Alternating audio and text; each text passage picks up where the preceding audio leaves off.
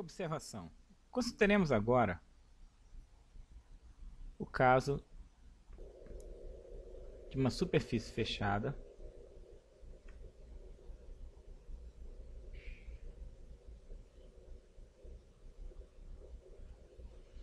e consideremos o cálculo de rotacional de F escalar ds sobre essa superfície ômega. Suponhamos também que F e o rotacional de F são contínuas em ômega. Aqui a gente vai considerar o seguinte.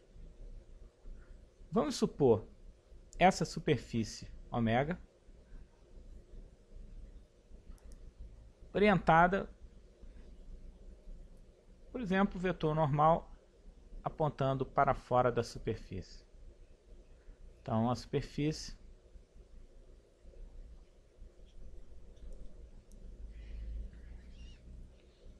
que teria esse aspecto. Bom, aqui a gente vai olhar essa superfície ômega como composta de duas partes, ômega 1 e ômega 2. Então vamos supor aqui que ômega 1 é uma parte aqui em cima e ômega 2 essa parte aqui embaixo. Então essa superfície ômega, quando a gente divide em duas partes, a gente pode pensar essa parte aqui comum, as duas superfícies, como definindo uma curva gama. Agora, a gente vai observar o seguinte. Se a gente olhar a superfície ômega 1,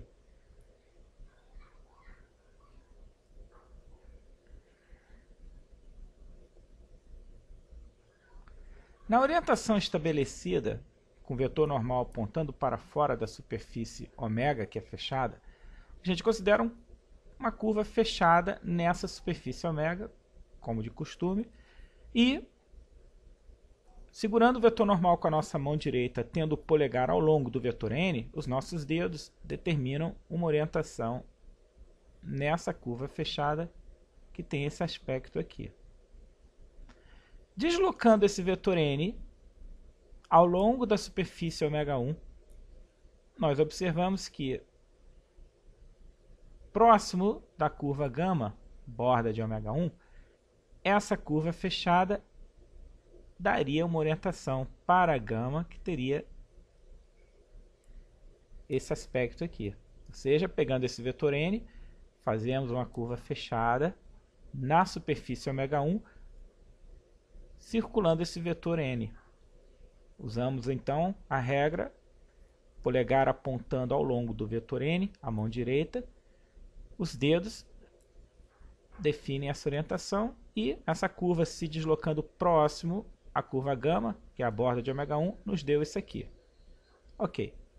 Agora a gente olha para a parte de baixo. Vamos representar aqui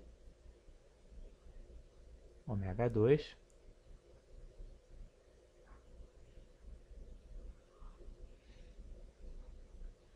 Aqui, essa borda de ômega 2 também é a curva gama.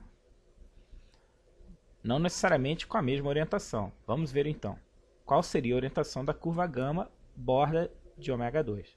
Aqui, o vetor normal foi especificado, apontando para fora, então ele tem esse aspecto aqui.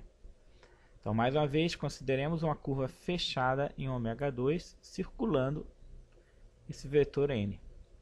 Aqui, colocando a mão direita, segurando o vetor n, de modo que o polegar aponte na direção do vetor n, a gente vê que os nossos dedos determinariam uma orientação para essa curva fechada em ômega 2, que teria esse aspecto aqui. Deslocando esse vetor n, junto com essa curva fechada em ômega 2 para próximo de gama, a gente veria que gama estaria orientado dessa forma. Ou seja, a curva gama tem aqui uma orientação que seria anti-horário em ômega 1, e a mesma curva gama borda de ômega 2 já teria, nesse caso, uma orientação horária.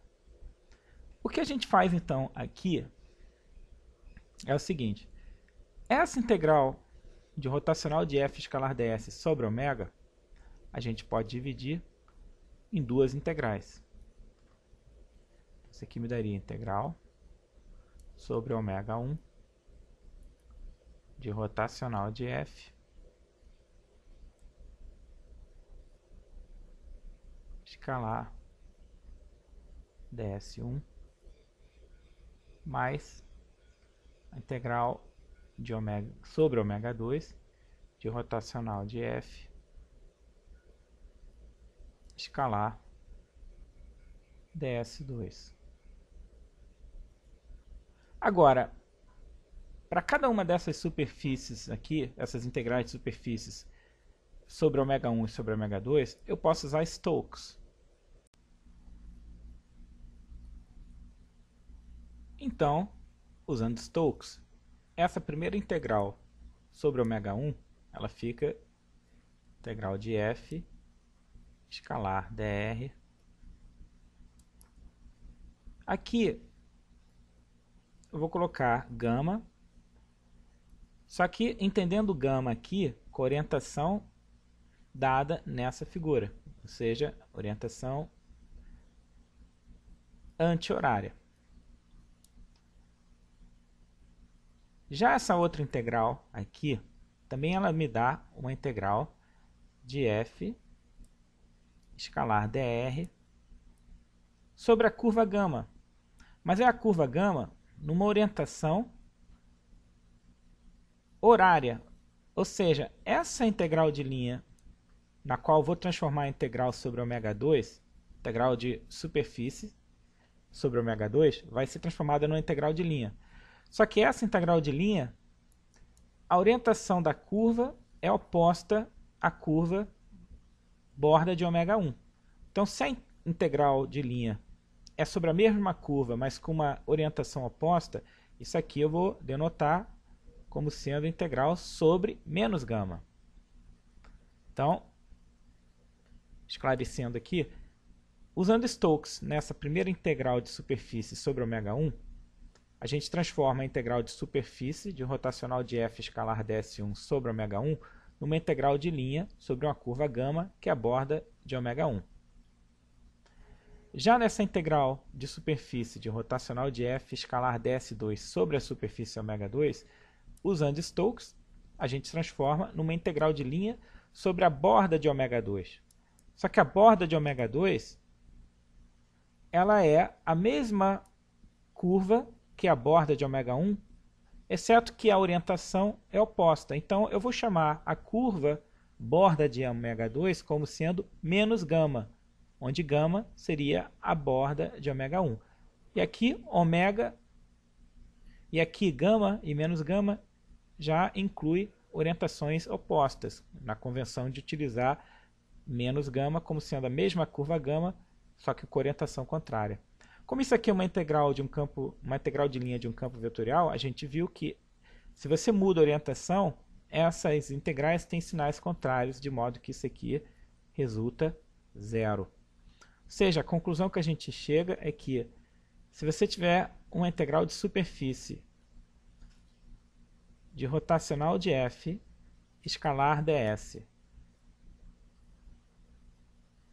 realizada sobre uma superfície ômega fechada, onde f e rotacional de f são contínuas em ômega, isso aqui resulta zero.